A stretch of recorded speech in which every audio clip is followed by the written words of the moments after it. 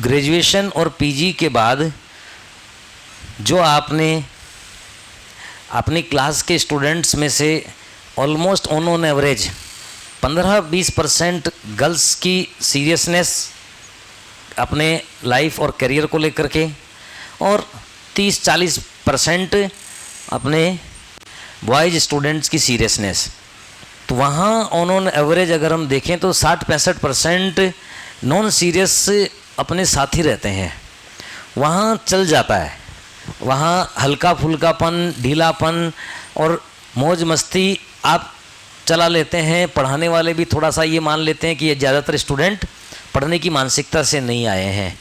लेकिन बस मेरा आपसे आग्रह यही है कि जब वो 15, 20, 25, 30%, 15% गर्ल्स मान लीजिए और 30-35% बॉयज़ मान लीजिए, जब वो छट छटा करके आ गए हैं ना, अब इस संघर्ष में, इस युद्ध में कूद पड़े हैं ना, तो फिर अब 100% 100% क्लास में बैठे हुए स्टूडेंट्स अपनी एकाग्रता को क्यों नहीं रखें फिर? क्योंकि जो एकाग्र नहीं थे, जो समर्पित नहीं थे, वो तो छूट गए ना। अब जो बच गए वो तो 100% बच गए ना।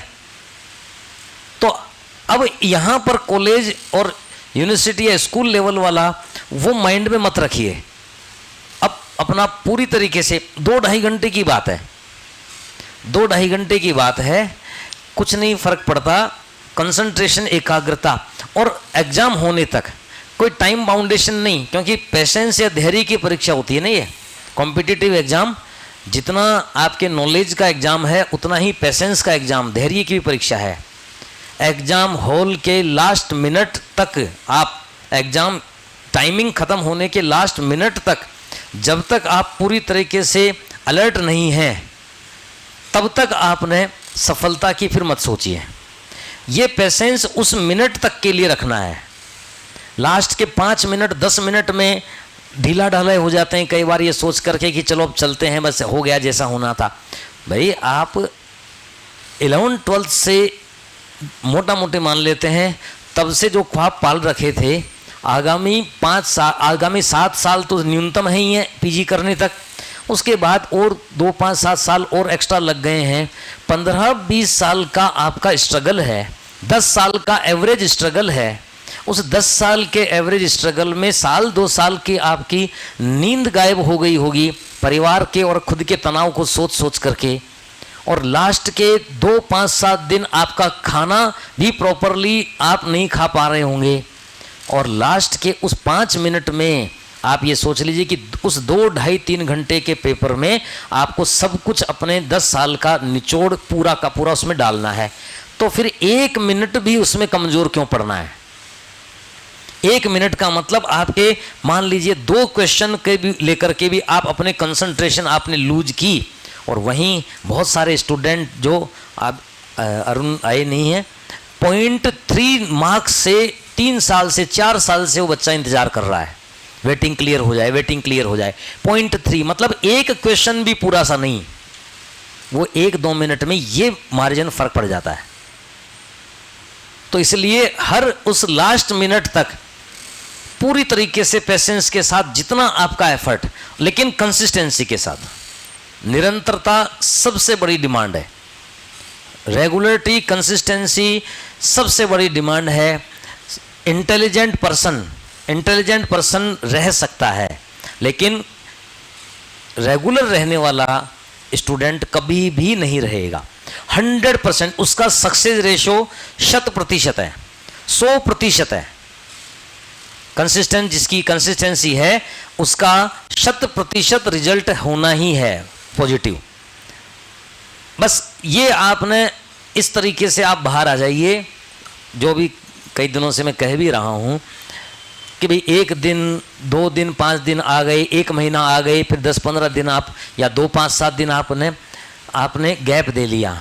गैप देते ही आपने 1 दिन 2 दिन गैप देते ही आप 7 दिन पीछे चले जाते हैं, बिल्कुल जाएंगे।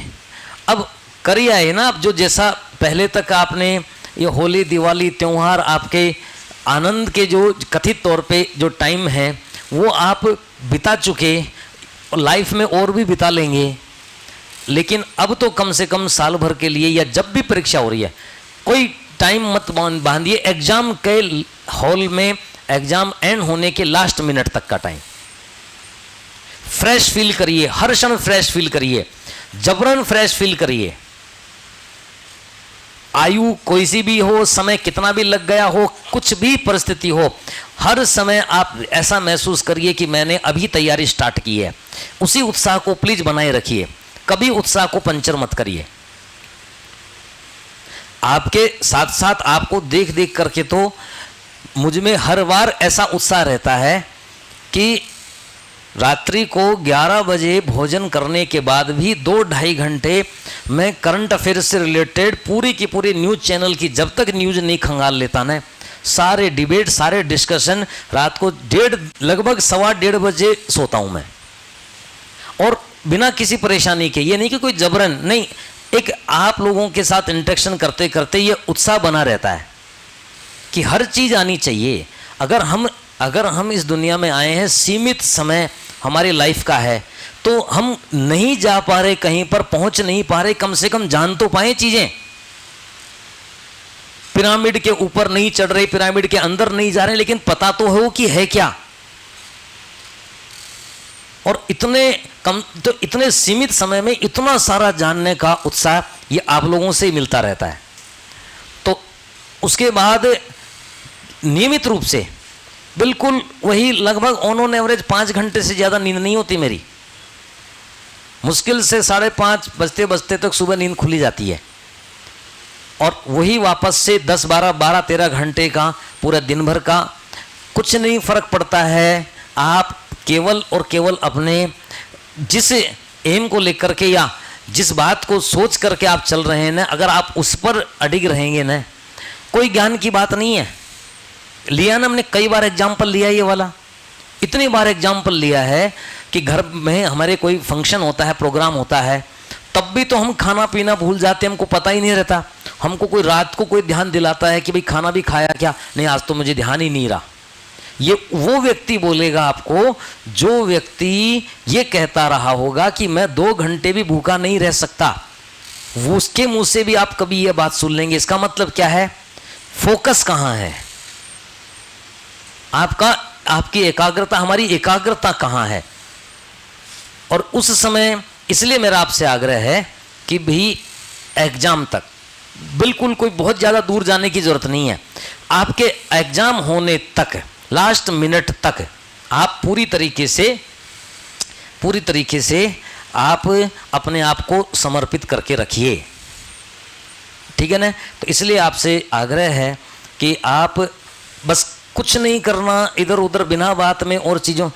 ये आईएएस जैसी गंभीर परीक्षा उस लेवल की परीक्षा नहीं है कि आपको कोई ग्रुप डिस्कशन में कोई सॉल्यूशन निकालने हो। आप अपने नोट्स, अपने स्टडी मटेरियल के साथ फैमिलियर होइए, उसी को बार बार दोहराइए, आप सिलेक्शन ले लेंगे।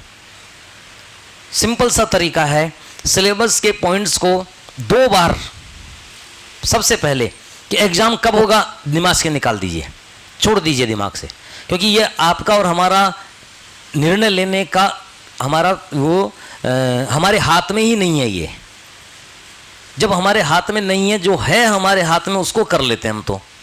और करना क्या है, बिल्कुल सिंपल सी बात है कि आप जल्दी से जल्दी लिमिटेड सिलेबस के सारे टॉपिक क्लियर कर जाइए। कि सर 3 महीने में एग्जाम आ गया तो आप 3 महीने के हिसाब से पूरी तरीके से तैयार हो जाइए, और 3 महीने में नहीं हुआ तो दोबारा रिवीजन कर लीजिए। फिर उस समय भी नहीं हुआ तो फिर जब आप तीसरी बार रिवीजन करने बैठें तो फिर उस यूनिट को आप थोड़ा डिटेल में ले लीजिए, जो यूनिट आपकी थोड़ी कमज़ोर आपको महसूस हो रही थी। ऐसी यूनिट्स को थोड़ा सा बढ़ाते चलिए और फिर तीसरी बार कोर्स कर लीजिए। फिर भी एग्जाम नहीं हुआ, वापस से चालू कर दीजिए, फिर उसमें वापस से उन यूनिट्स पे फोकस करिए जिनको आपने कमज़ोर छोड़ दिया था। लेकिन लिमिटेड कोर्स को आप बार बार दोहराइए, पहले ही मत फैला दीजिए स्टडी मटेरियल को, क्योंकि कम से कम इस नेगेटिव मार्किंग वाले एग्जाम फॉर्मेट में आपको 3 बार तो कोर्स करके रखना चाहिए।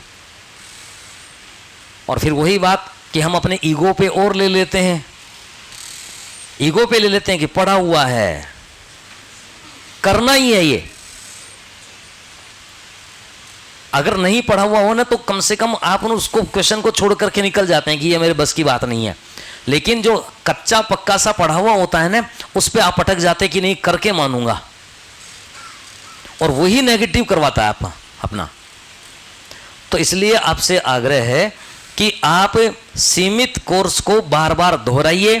ये तो प्रक्रिया होती है नेगेटिव मार्किंग से अपने आप को बचा के रखने की। और मटेरियल को ज़्यादा कवर करके रखना है, मटेरियल को ज़्यादा कवर करके रखना है, तो फिर उसके बजाय आपने एक एक यूनिट को पकड़ करके फिर थोड़ा थोड़ा सा बढ़ाते हुए आगे चलिए, फिर थोड़ा थोड़ा सा आगे बढ़ाते हुए चलिए। क्योंकि फिर ऐसा न हो कि एग्ज़ाम के टाइम तक आप इतना रिवाइज नहीं कर पाएँ। यानी आरपीएससी की पूरे इंडिया में सबसे खास बात है, पूरे भारत में सबसे खास बात है, एग्ज़ाम करवाने वाली जो इंस्टीट्यूशंस हैं उनमें सबसे बड़ी खास बात यह है कि वो पूरा सिलेबस कवर करते हैं। किसी भी तरीके से कोई भी जो क्वेश्चन होते हैं वो कहीं ना कहीं कैसे भी प्रकार के प्रश्न को पूरे सिलेबस की यूनिट्स में से कवर करने की कोशिश करते हैं, ठीक है ना। तो इसलिए सीधा सा इसमें आपका भी यही उद्देश्य रहना चाहिए कि कोर्स को आपने इतना पूरे हर यूनिट को प्रॉपरली कवर करते हुए चलें। ये तो आपके सिलेबस के हिसाब से है, ये तो आपके सिलेबस के हिसाब से ये वाली चीज़ जो है वो आप उस प्रकार से ध्यान करके रखना है ना। तो ऐसी स्थिति में, ऐसी दशा में, तो ऐसी स्थिति में न थोड़ा सा बाकी, और आप कभी भी अपने उत्साह को मत कमज़ोर होने दीजिए, एक मेरा आग्रह ये है। क्योंकि आपने हमेशा कोशिश करके रखिए, दीवार खींच दीजिए पीछे वाले सारे आपके जो भी प्रोसेस रहे हैं अभी तक कि कम नंबर आए। कितनी पॉजिटिविटी रहती है ना कि 50% वाला स्टूडेंट भी अपना सिलेक्शन या चयन करवा सकता है, और 90% 80% वाले विद्यार्थी को भी अपने आप को प्रमाणित करना है कि मेरे नंबर ये तुक्का नहीं है। हर तरीके से हर व्यक्ति के लिए इतना ओपन, पूरा खुला पड़ा है प्रतिस्पर्धा का, ये पूरा का पूरा क्षेत्र ऐसा खुला पड़ा है कि जिसमें हर कोई अपने आप को सिद्ध कर सकता है। अभी तक नहीं कर पाए होंगे कोई बात नहीं, लेकिन जो आप अभी तक नहीं कर पाए हैं वो अब सिद्ध कर दीजिए। और इसमें कोई बिना बात में से प्रेशर लेकर के ना, यूँ नहीं है कि भाई इतने सारे एग्जाम्स होते हैं, प्रेशर किसी चीज़ का नहीं लेना, इतना प्रेशर नहीं लेना। ऐसा आपका स्कूल लेक्चर या आपके ज्योग्राफी से रिलेटेड आपके इतने पेपर्स होते हैं, एक के बाद दूसरे पेपर आप जो रिलेटेड तैयारी कर रहे हैं उनके सबके आपने कोशिश करिए कि आपके अप्रोच में जहाँ पर हों आप उनको एग्ज़ाम को देख करके आएँ।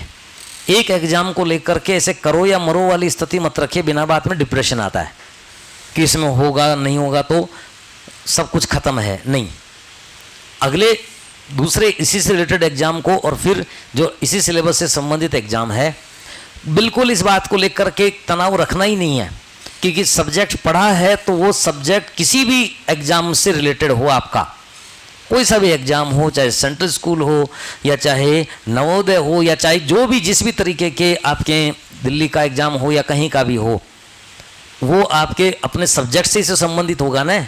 इसमें तनाव किस बात का लेना, प्रेशर किस बात का लेना। जब ये एग्ज़ाम से पहले पिछले वाला जो एग्ज़ाम था स्कूल लेक्चरशिप वाला, उससे 2-3 महीने पहले सिलेबस में थोड़ा सा चेंज हुआ, ऐसा लग रहा था कि सिलेबस चेंज होगा। तो एक दो सर हैं, उन्होंने ये कहा कि अरे सिलेबस चेंज हो जाएगा तो फिर क्या करेंगे। मैंने कहा आपके पास पुख्ता समाचार है कि चेंज होगा। उन्होंने कहा कि हाँ बिल्कुल चेंज होगा। तो उसमें फिलोसॉफी डाल देंगे क्या भाई? उसमें भाई तब तो हम टेंशन लें कि ज्योग्राफी में फिलोसॉफी आ गई, ज्योग्राफी में फिजिक्स डाल दी, तब तो सर पकड़ के बैठना पड़ेगा कि भाई ये कैसे करवाएं स्टूडेंट्स को। तो जब सिलेबस में ज्योग्राफी आनी है, भूगोल ही पढ़नी है और उसी से रिलेटेड कुछ टॉपिक कम कुछ ज़्यादा, यही तो है। बस आपसे मेरा इतना आग्रह है कि अपनी आयु, अपनी पारिवारिक पृष्ठभूमि, अपनी आर्थिक स्थिति, इन सब के जो आपके साथ हैं, हमारे साथ हैं, उस पर दीवार खींच दीजिए बस। उस पर न पीछे की तरफ झांकना ही नहीं है, देखना ही नहीं है। और जब सिलेक्शन ले लेंगे ना, और सबका एक ही इलाज है, इन सारी बीमारियों का एक ही इलाज है आपका सिलेक्शन। जितनी भी आपकी चाहे तबीयत खराब रहती हो, चाहे पारिवारिक स्थिति, चाहे आर्थिक स्थिति, जो भी जैसी भी स्थितियां हैं, इन सब का केवल एक ही ट्रीटमेंट है, एक ही इलाज है कि आप जैसे ही सिलेक्शन ले लेंगे ना, आपकी तबीयत भी सही होने लगेगी। ठीक है ना? तो अब इसको यहीं पर रोकते हैं। हो गया कार्यक्रम।